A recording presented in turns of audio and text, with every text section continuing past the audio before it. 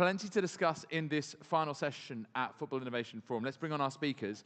Rafa Soto, who is Chief Creative Officer, awesome job title, at SUMMA, and will be in conversation with a man who I'm proud to say is not just a colleague, but a friend in the industry, whose career I've watched in awe and wonder from afar, and who is here with us today. Freelance broadcaster Ben Jacobs. Please welcome him on stage. Thank you very much indeed.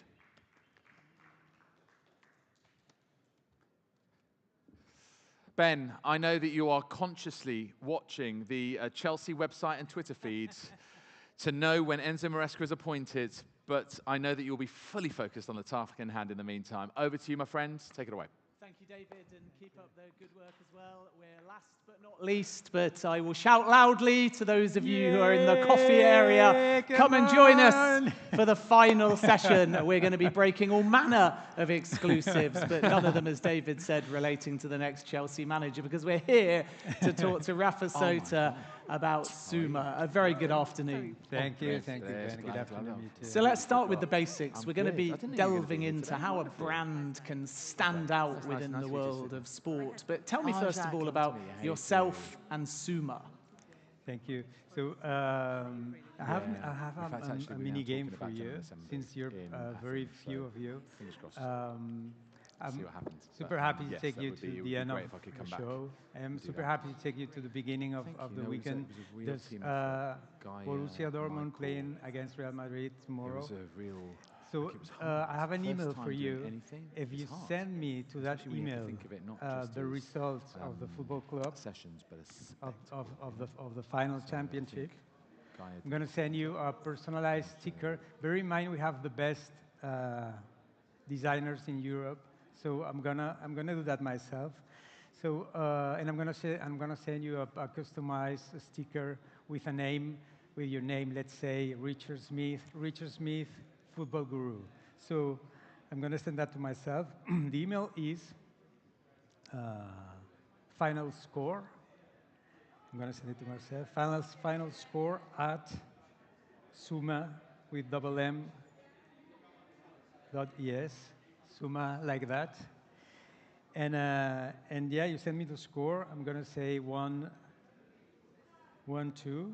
Borussia 1, Madrid 2, and I'm sure Madrid is gonna score on the minute 96 because they have a deal with Devil. So yeah, thank you. That was a mini game. And yeah, thank you about SUMMA. So SUMMA is one of the branding leading company in Spain. And basically what we do is we create and transform brands to take them to a more interesting place. And when we say more interesting place is to move the brand, since they can be interesting for people, meaningful people contributing to their communities. So it's a congested market. We know that when a brand comes into sport, they want exposure, they want branding, they want creative. What's your role when a brand comes to SUMMA? Where do you come into the process? Yeah, definitely. I mean, football industry is crazy, right? When we work for brands, usually we try to create a conversation between the brand and their community.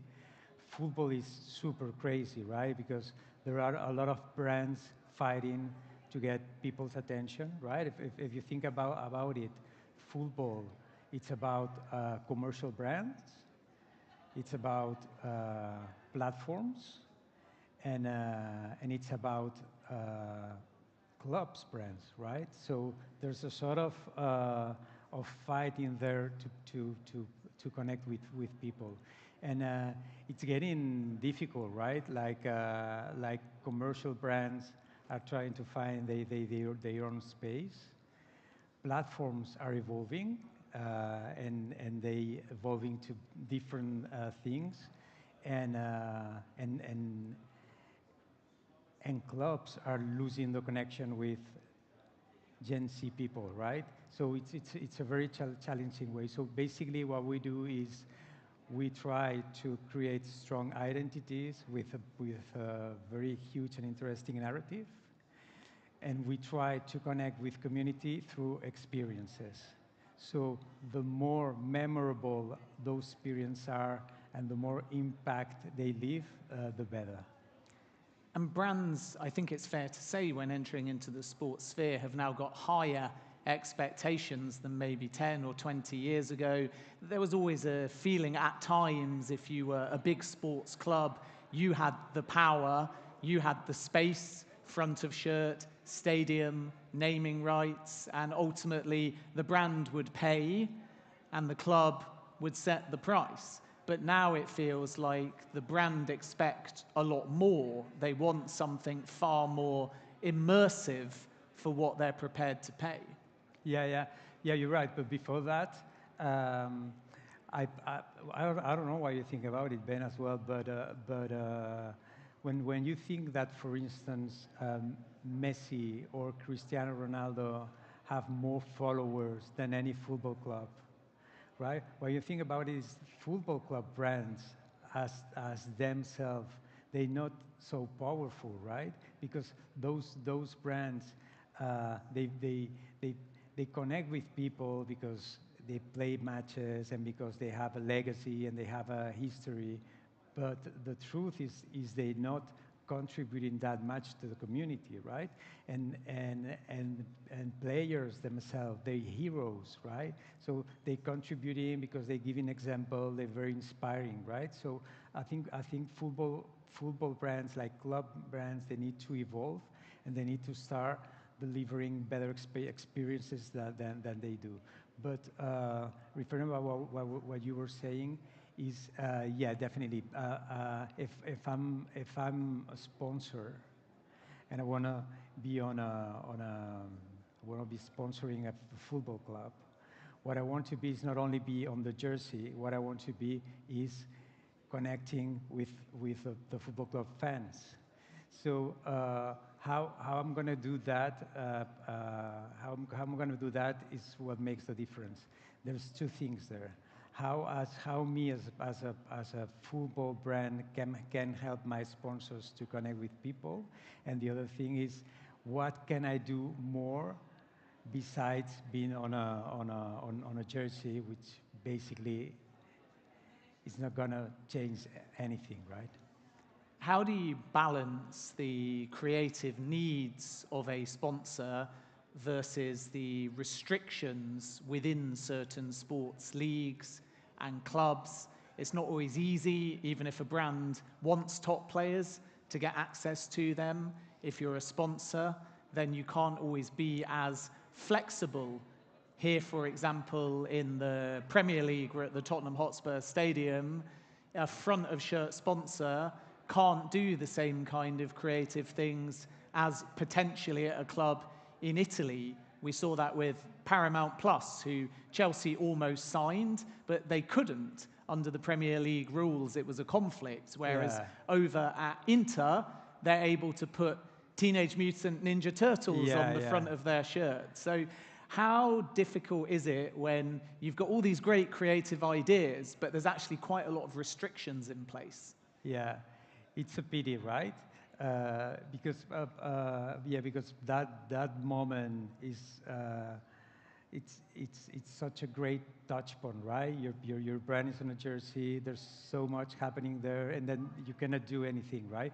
There's this beautiful action. I remember it was Intel sponsoring a jersey. I don't remember. Maybe do you remember that? What team was? But the thing is, Intel was inside the shirt, and when a player was celebrating a goal, he would reverse the shirt and he would show the brand, right? So that was very smart because it was Intel inside, right? So the guy would show Intel when it was inside. Well, that is forgiven now. You cannot do that because you cannot show a brand on the shirt, right? And yeah, it's a pity. It's a pity because there's so much to do in there. So I guess new technology can take a jersey to something with more content and more deeper in content, right? If you think about the amount of things that could happen inside a jersey in cool moments, that could be amazing. It could be personalized. You could be on the jersey. That's a fantastic place. But yeah, we need to be less restrictive about that. Yeah, definitely. So let's delve into a couple of specifics. Tell me about one or two of the projects that you've worked on and are most proud of. So one of the projects we've done, it's super crazy if you think about it, because the whole football industry hates them, is the Kings League. So the Kings League is a brand we recreated from scratch, and I think is football itself as an idea willing to connect to Gen Z. And the way football wanted to connect with Generation Z is changing football itself, right? They wanted to have shorter matches. They wanted to have a very different kind of broadcasting. They wanted to be more immersive. They wanted to be more interactive. Actually, Kings League is a Twitch native platform, right? So everything changes with Kings League, and we've learned a lot on how to connect with younger generation. And when I say the whole football industry hates Kings League, is because they breaking the rules, right? They reinventing football the way it used to be, and they challenging all the traditional ideas about football. But they managing to connect with younger people, right? And they've done that in a such smart way, because what we help them to do is to connect with different communities and connect it with a dream and aspiration, right? So they connected with the esports community. So they understood that in order to connect with those guys, they need to allow them to participate, and they wanted to have their own influencers broadcasting the game, right? And they also connected to the role-playing community. And the role-playing community, it's a massive community, and they add new gamification to the game, so you could have a conversation as well with the role-playing community. So I love this project. And another project I love, and we're very proud about it, is we created the new identity and the new narrative of Football Club Sevilla. And Sevilla, we came back with this idea of never surrender. And never surrender, it's a concept that is not only applying to the team, but applying to the whole city. So never surrender is about telling people, hey, we know life is tough. We know the biggest challenge above you, but never surrender, because if you never surrender, eventually you're going to make it. And the whole visual identity, it's very rooted to the legacy of the city, and makes every Seville people very proud about it, not only by the visuals, but also by the meaning of the message of never surrendering. So at times you're taking sport as the focal point, but you're hoping that the brand activation transcends just the sports club or whatever activation you're working on, and permeates an entire community. So it becomes sport meets something, entertainment, social activism. But either way, the brands you're working with, they want their message to be representative of something more than just sport. Yeah, exactly. That's a good one. Thank you. And it was a little bit what I was saying. When you, as a brand, you need, it's not that you want, it's you need to contribute to the world, to the society, right? So if you have that in mind, you're gonna exceed what is only the sport. And Seville is a very good example. Thank you for this, right? So you as a football brand, you need to be aware you live in a society which is full of communities, right? So for a football brand, think about it. How many communities are around a local brand, like for instance, a London brand like Arsenal? If you think about it, there's people who love Arsenal, but there's also the design community, there's the fashion community, there's the cooking community, there's the music community. There's so many communities on a such vital city like London that you wanna have a conversation with them, right? So if you are the Arsenal, how can you have a conversation with the urban music community, for instance? Because there's a lot of links if you want it. Both we live in London. You both have a common goal, right? So if you start delivering content or open gates to have a conversation with different cultures, then this is going to start happening, right? So you as a brand, you are important for those who love football, but also for the ones who live in London. And then you're going to start mixing ideas. And then you're going to, if you connect, for instance, with the fashion design community, you're going to start having a super cool apparel. And then people is going to start buying your merchandise, which is not only sport, which is more than that. If you connect with the music community, you're going to start delivering your own playlist, and you're going to start connecting with people who love music as well, right? If you connect with the cooking community, and then you can start delivering like a different food experience in the stadium, right? So everything is connected if you're willing everything to be connected. We understand that sports clubs, leagues, federations are obsessed with younger audiences, and that's because they're moving into digital spaces, they're looking to bring in a younger age group into their stadium, and in addition to that, they believe in the long run, there is revenue to be had from those younger audiences. And that makes sense to me when I look at, for example, Barcelona meets Spotify, because the brand, the club, and the young audience goal are all aligned. But if we look at traditional brands that have entered the sports sphere, they're airlines, banks, cars, and you wouldn't normally think that these young audiences can afford a first-class flight on an airline or a Mercedes and so on. So do you have to educate at times a more traditional brand that actually deals with younger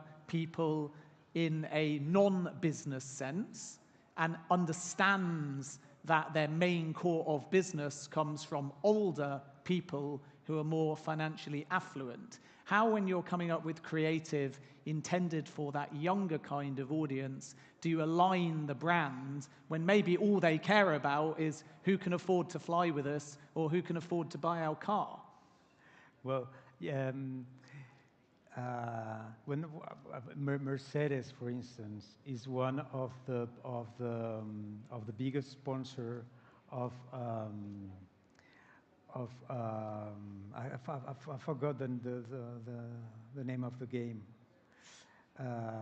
I forgot the name of the game, but it's an e-sport, which is the most popular actually sport in the world.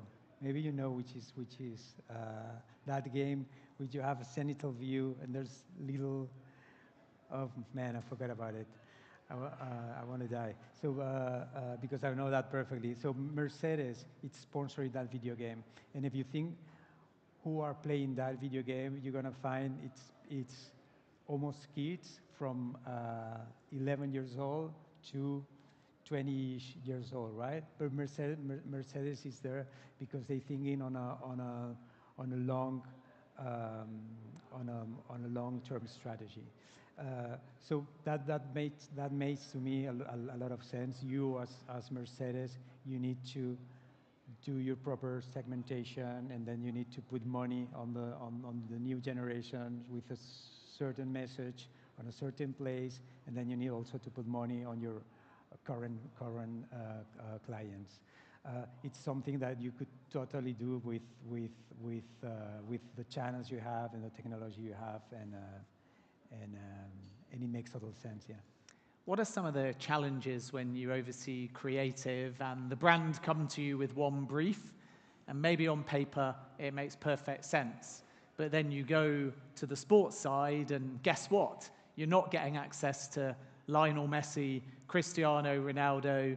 Even if a player is made available, or the club, it might only be for 15 minutes, and you might need 2 weeks to pull off the kind of creative that the brand are looking for. So how hard is it to balance the ambition with the reality of the sporting world? Definitely. Well, that's the story of my life, of course. So there's something we do, which is, I think, very interesting, is before a brand briefs us, we do something before that, and we call that an exploration meeting. So imagine you're a brand, you're my client, and you wanna brief me with whatever. No, those are my goals. This is the framework where I want you to deliver, right? You're Spotify, for instance, and I'm sponsoring Football Club Barcelona, and I want to connect with younger generation. Blah blah blah. That's my framework. This is more or less how I want to do it. So what we do before listening to you, we don't want to listen to you. So before listening to you, what we do is we do an exploration meeting, and that exploration meeting is very much about opening the framework. So we start inspiring the client, so the moment they brief us, they thinking out of the box, right? So we don't receive the classical brief, which is normally very, very tight. So it's already very, very open. And then when we have the brief is much more ambitious in terms of creative ideas. It's more innovative in terms also of creative ideas. If you wanna have a conversation with Messi and you don't have the money to have a conversation around Messi, your community, Messi and Spotify, because Messi is gonna make you pay for briefing, right? So we're gonna find super crazy and innovative and creative ideas to be Messi part of the conversation, and not necessarily going through Messi and paying him a lot of millions. Because brands will feel at times if they affiliate with a club, they should be entitled to piggyback off the players. And as you've already said, some of these players have got bigger followings than the clubs. It was really interesting when Tottenham here at the Tottenham Hotspur Stadium signed Alex Morgan to their women's team.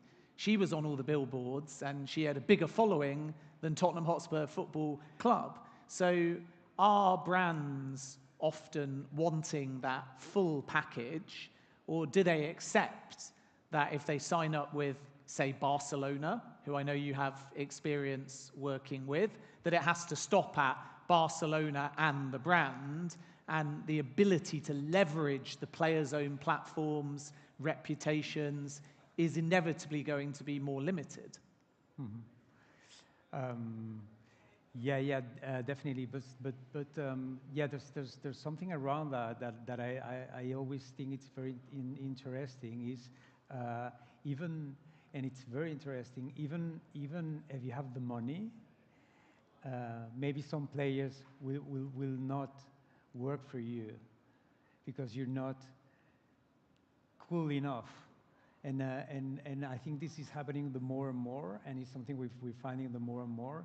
And this is great for us, and it's great for brands as well, because they're pushing brands to be more and more interesting and more cool enough to have a conversation with, to sponsor those players, right?